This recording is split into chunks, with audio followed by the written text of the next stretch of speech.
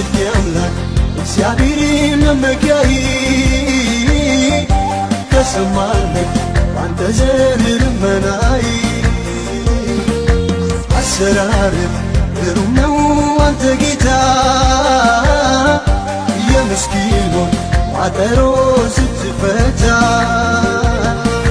የጽድቄ አምላክ እግዚአብሔር መመኪያዬ ተሰማልኝ አንተ ዘንድ ልመናዬ አሰራርህ ግሩም ነው አንተ ጌታ የምስኪኑን ቋጠሮ ስትፈታ